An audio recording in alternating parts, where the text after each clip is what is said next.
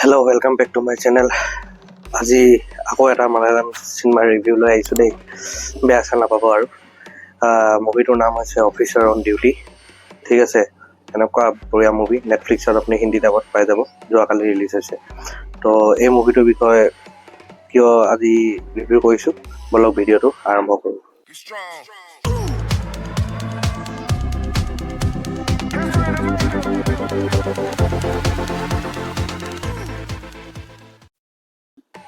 মুভিটো আপোনাৰ ডাইৰেক্ট হৈছে জিতু আশ্ৰফ বুলি দেই, আৰু ইয়াত মেইন লিডত আছে কঞ্চক বাবন আৰু প্ৰিয়ামণি। মুভিটো মানে চাই মানে একেবাৰে বঢ়িয়া লাগিলে। সঁচা কথা ক'ব গ'লে বেলেগ মালায়ালাম মুভি যদি আপুনি আৰম্ভ কৰিলে 20-30 মিনিটছ লাগে ন ষ্টৰিটো বিল্ড আপ হ'বলৈ, বাট এই মুভিটো তেনেকুৱা একো নাই।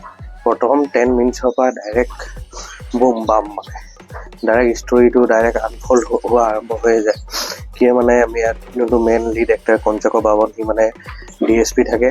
তো তাৰ মানে ডিম'শ্যন হৈ যায় কিবা এটা কেছ এটাৰ কাৰণে। তো সি নতুনকৈ SI হৈ কিনে বেলেগ এটা জেগাত পষ্ট লৈ কিনে জাষ্ট এণ্ট্ৰি কৰে।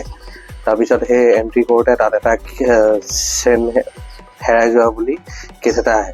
তো সেই চেইন বিচাৰা কেছটো গৈ পিনে একদম ষ্টৰিখন এনেকুৱাকৈ টুইষ্ট আৰু মানে এনেকুৱাকৈ পল্টি মাৰে নহয়, মানে কি ক'ম, আপুনি মানে একদম মুভিটোত পূৰা হুক হৈ যাব। মানে কৈছোঁ ন, আপুনি যেতিয়া মুভিটো আৰম্ভ দিব মানে আপুনি শেষ নকৰাকৈ থাকিব নোৱাৰিব। এনেকুৱা চালিয়াকৈ ষ্টৰি লিখিছে।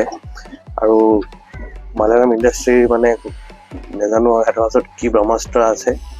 ইয়াৰ চিনেমেটোগ্ৰাফিটো আপুনি চাব নহয়, এনেকুৱা লাগিব যে মানে এটা ৰিয়েল লাইফ ইনচিডেণ্ট চকুৰ আগত চাই আছোঁ নিচিনা। সিহঁতি মুভিটো ইমান ধুনীয়াকৈ এডিট কৰে নহয়, মানে কি ক'ম আৰু, মানে এটা কি ক'ম, মানে এটা চিন মানে এনেকুৱাকৈ কানেক্টেড ফিল হয়, 1 ছেকেণ্ড বৰ নাই।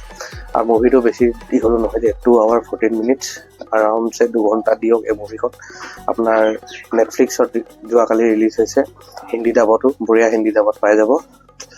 কি মুভি আছিলে, বঢ়িয়া লাগিব।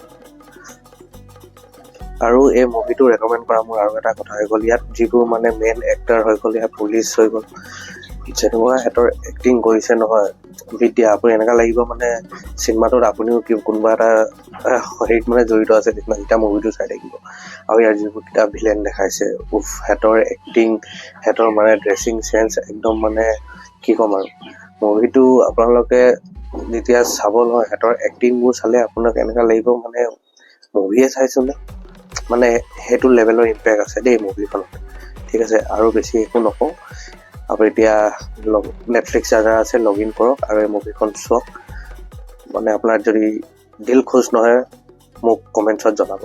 ঠিক আছে, বাকী ৰিভিউটো ইয়াতে সামৰিলোঁ। নেক্সট মুভি আৰু চিৰিজৰ ৰিভিউ লৈ আহি আছোঁ, ভিডিঅ'টো ইয়াতে সামৰিলোঁ।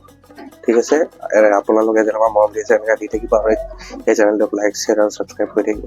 ঠিক আছে, বাকী ৰৈ থাকক নেক্সট ভিডিঅ'লৈকে। তেতিয়ালৈকে bye, love you, take care, জয় অসম।